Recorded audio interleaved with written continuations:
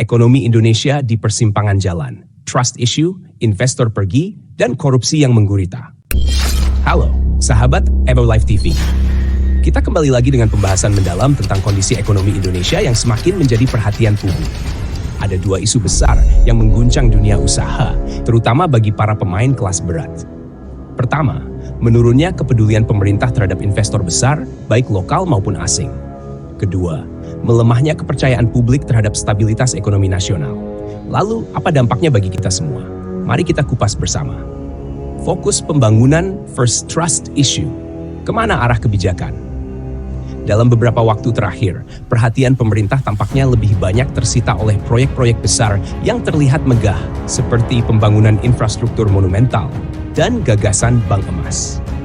Namun, kenyataannya, kebijakan ini belum cukup menarik minat masyarakat untuk mengalihkan simpanan emas mereka ke bank milik pemerintah.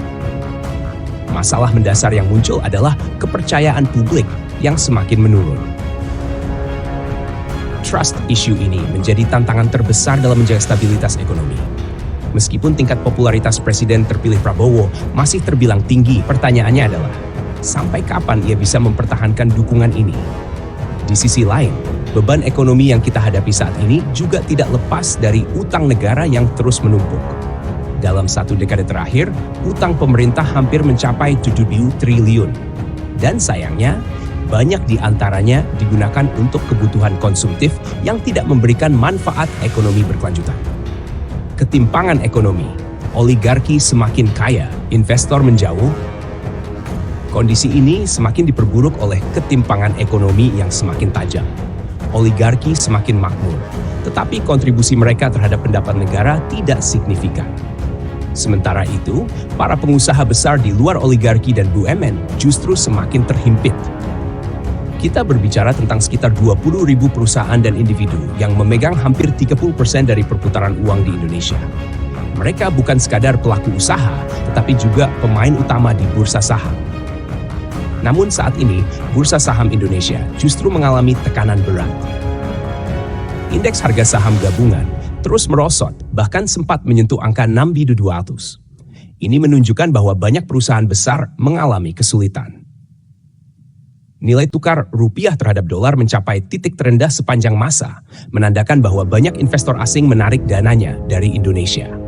Hanya dalam waktu 1 minggu, investor asing mencatatkan net sales sebesar 3,47 triliun.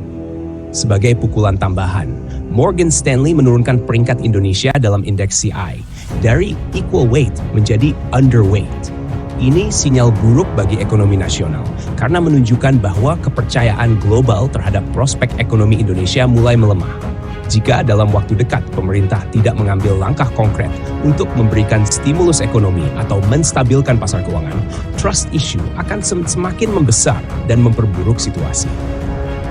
Korupsi, penyakit kronis yang menghantui stabilitas ekonomi.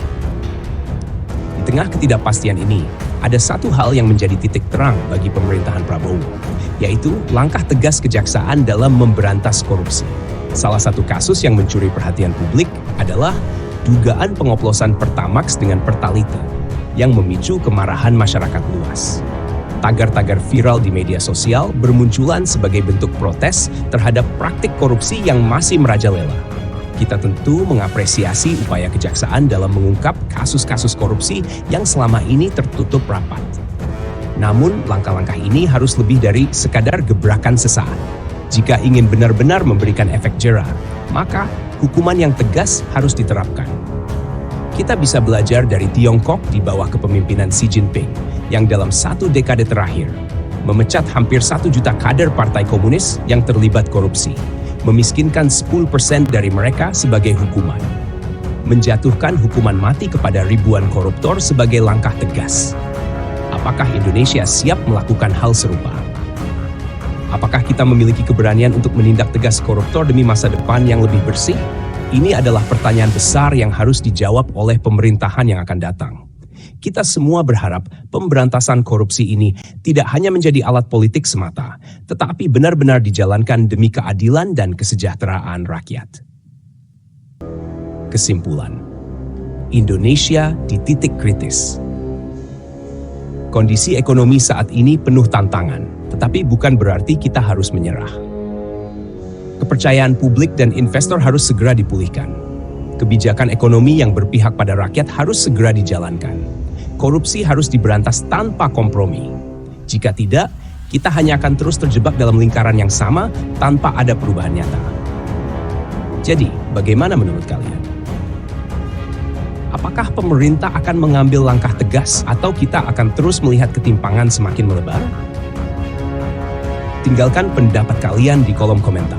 Dan jangan lupa untuk like dan subscribe agar tidak ketinggalan analisis terbaru dari APWU Live TV. Sampai jumpa di video berikutnya.